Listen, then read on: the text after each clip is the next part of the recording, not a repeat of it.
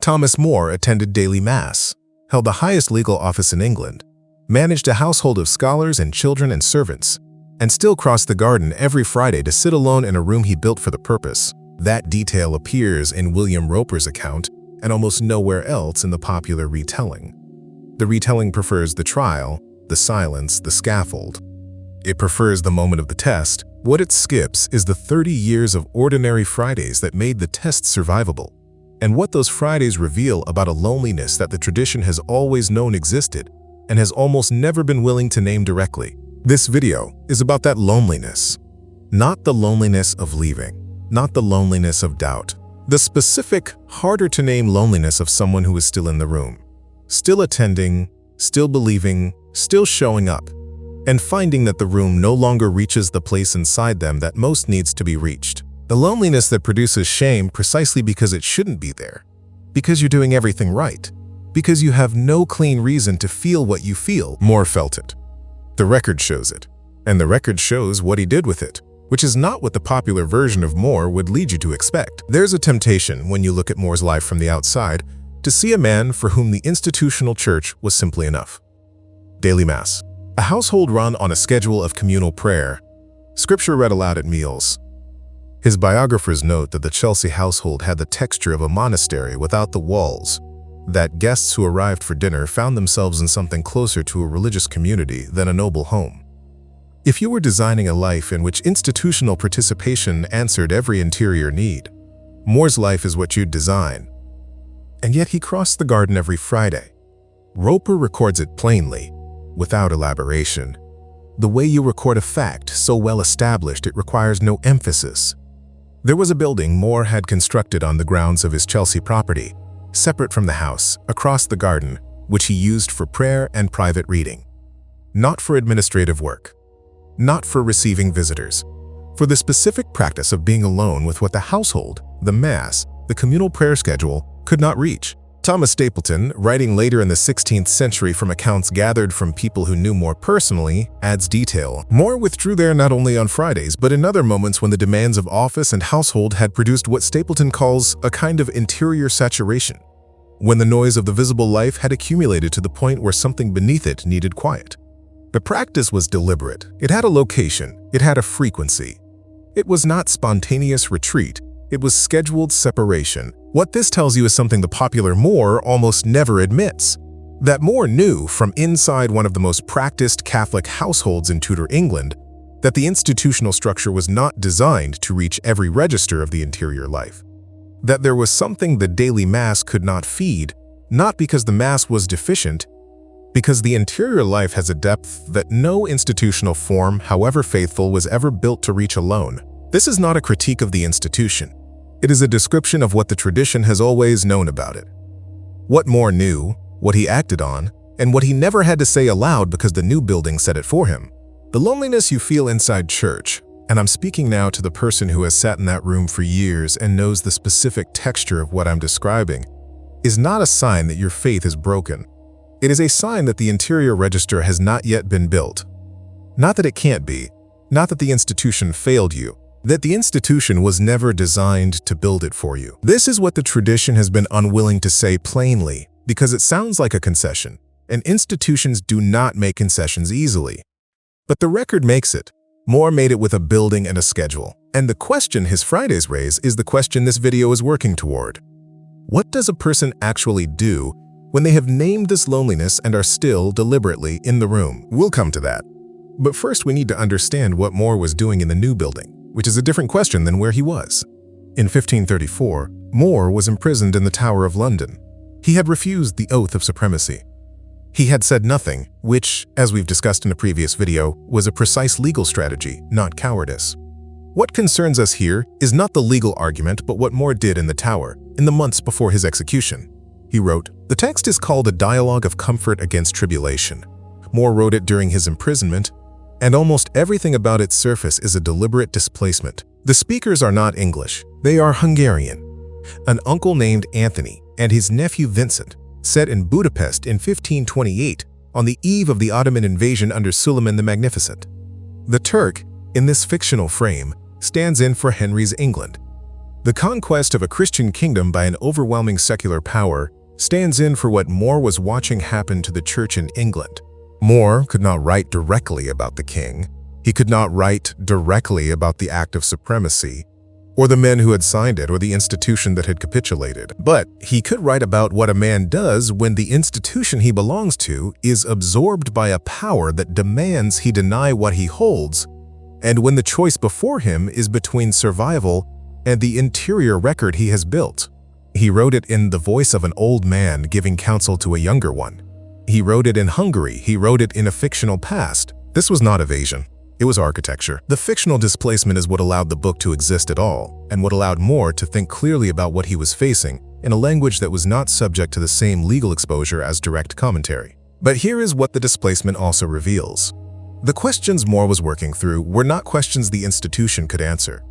The bishops had signed. The councillors had signed. The church in England had, in the specific institutional sense, already adjusted. The question More needed to address in the dialogue was not what the institution said.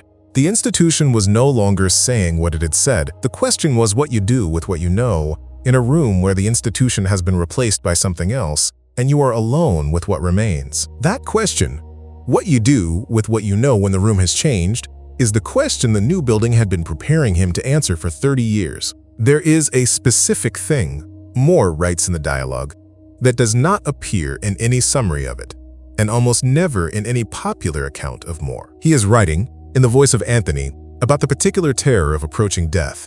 Not death in the abstract, not death as theological concept, but death as the specific thing that is coming for you personally, that you can feel at the edge of every quiet moment.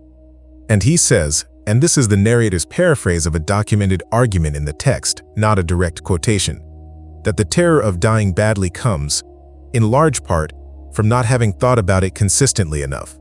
That the man who has made a practice of settling his account with death regularly, in ordinary time, finds that when death arrives as fact rather than concept, it has lost the power to produce the particular panic that destroys interior composure.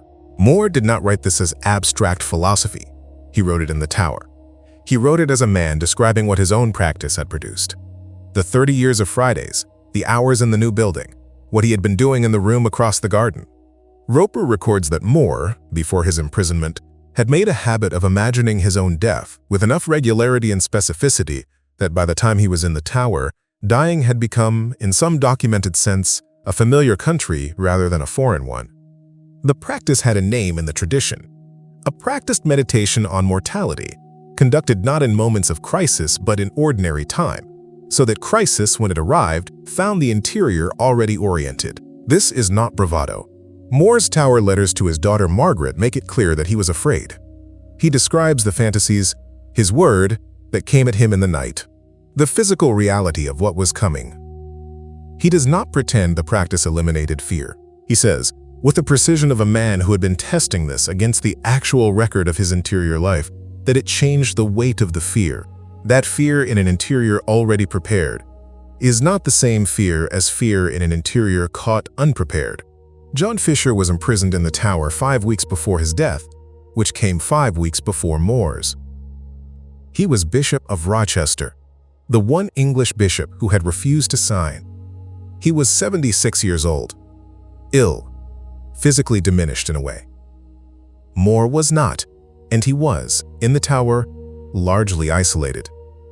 He did not have Margaret to write to. He did not have a network of correspondence that kept the interior life connected to anything outside the cell. His documented experience in the Tower is starker than More's in ways that have less to do with theology than with architecture. Fisher held the same position. He made the same refusal, he faced the same death. What he did not have was 30 years of Fridays. This is the narrator's reading, and it should be taken as such, not as established historical conclusion, but the contrast is in the record. More's tower letters show a man working through recognized interior territory, finding the landmarks he had already placed. Fisher's recorded experience shows a man facing the same territory without the same landmarks. The test was identical, the interior preparation was not. Fisher's refusal was no less than More's. His courage by any measure was equal. What the contrast reveals is not a hierarchy of virtue, but something more useful and more honest. That the interior architecture you build in ordinary time is the architecture that holds in extraordinary time. Not your doctrine, not your institutional loyalty, not the community around you, which in both their cases was entirely gone. What held was what had been built alone, in a room, across 30 years of Fridays. If what you've heard from the dialogue in the tower letters is something you want to sit inside rather than simply hear about, the companion guide linked in the description takes Moore's documented practice and gives it 30 days of structure. Each day's prompt is drawn from a verified text. Each reflection question is the one the text itself raises. Moore thought about death every day. The guide invites you to try it for 30. In the final months of his imprisonment, Moore was writing The Sadness of Christ, De Tristitia Christi in Latin, a close meditation on the Gethsemane account in the Gospels. He was working through what it means that the man who was supposed to be without terror was, by the documented account of the text, afraid. That the prayer, "Let this cup pass from me," was not a failure of faith, but something the tradition needed to take seriously. That the model the tradition offered was not a man who did not feel what Moore felt, but a man who felt it and continued. The manuscript breaks off mid-sentence. His writing materials were confiscated. He was executed on the 6th of July, 1535. The sentence he did not finish is still there in the manuscript. The last evidence of what he was doing with his interior life in the final days before the end. He was not finishing the argument. He was working through it. The distinction matters. A man finishing an argument knows where it ends. A man working through it is still inside the question, still building, still in the room across the garden even when the garden is gone. And the room is a cell and the materials are taken before he reaches the last word. What held at the scaffold, the composure Roper records, the moment of light remark before the blade, was not courage performing itself. The tradition has a word for performed courage, and it does not use that word for Moore. What the record shows is a man whose interior life had been built in such a way that the scaffold was not a place he arrived unprepared. He had been there in some functional sense every Friday for 30 years. He had thought about the cup passing and decided, in ordinary time and not in crisis, what he would do if it didn't. That is what the new building was for. The loneliness you feel inside church is not a failure of your faith. It is not a sign that you need a better church, or a smaller church, or a different community, or to try again with the small groups. The tradition is not saying that. Moore is not saying that. What the record says, quietly in a room across a garden, in a fictional Hungary, in a sentence left unfinished, is that the interior life has a register. The institution was never built to reach, and that the person who waits for the institution to reach it will wait indefinitely. Moore did not leave the Mass. He did not reject the household of prayer, or the communal scripture, or the visible structure of his faith. He added something to it that the structure could not provide: a separate practice, a separate place, a separate discipline, conducted alone, in ordinary time, without audience. The question he leaves you with is not why you feel alone in church. You already know why, even if you haven't said it aloud. The question is smaller and more demanding than that. What are you building in the room the institution cannot reach? Not whether you should build it. Not whether the tradition gives you permission. Moore answered that question with a building. The question is what you are going to do with the ordinary Fridays that remain. The record shows that what you build there is what holds when everything else is taken. Name the institution you watched quietly redefine itself, the denomination, the church, the community you gave decades to, not the moment it failed, the slow adjustment you couldn't name until one day you looked up. Leave it below,